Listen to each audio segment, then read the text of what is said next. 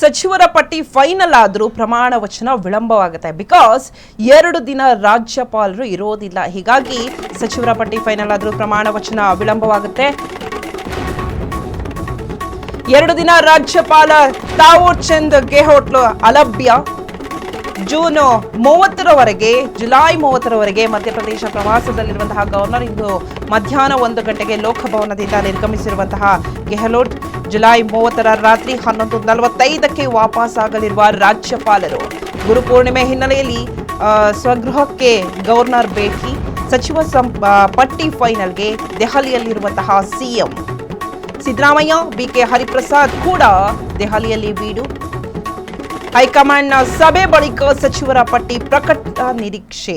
ಸಚಿವರ ಪಟ್ಟಿ ಫೈನಲ್ ಆದರೂ ಕೂಡ ಪ್ರಮಾಣ ವಚನ ಲೇಟ್ ಆಗುತ್ತೆ. ಬಿಕಾಸ್ 2 ದಿನ ರಾಜ್ಯಪಾಲರು ಇರೋದಿಲ್ಲ. ಗುರುಪೂರ್ಣಿಮೆ ಹಿನ್ನೆಲೆಯಲ್ಲಿ ಅವರ ಒಂದು ನೇಟಿವ್ಗೆ ಹೋಗ್ತಾರೆ. ಹೀಗಾಗಿ ಗವರ್ನರ್ ಇಲ್ಲದೆ ಇರುವಂತಹ ಕಾರಣ ಜುಲೈ 30ಕ್ಕೆ, ಅಂದರೆ ಅಲ್ಲಿವರೆಗೂ ಕೂಡ ಗವರ್ನರು ಪ್ರವಾಸದಲ್ಲಿರ್ತಾರೆ. ಸೊ ಹೀಗಾಗಿ ವಿಳಂಬವಾಗುವಂತಹ ಸಾಧ್ಯತೆ ಇದೆ. ಇವತ್ತು ಫೈನಲ್ ಆದರೂ ಕೂಡ ಏನು ಸಚಿವರ ಪಟ್ಟಿ ಫೈನಲ್ ಆದರೂ ಕೂಡ ಪ್ರಮಾಣ ವಚನ ವಿಳಂಬವಾಗುತ್ತೆ.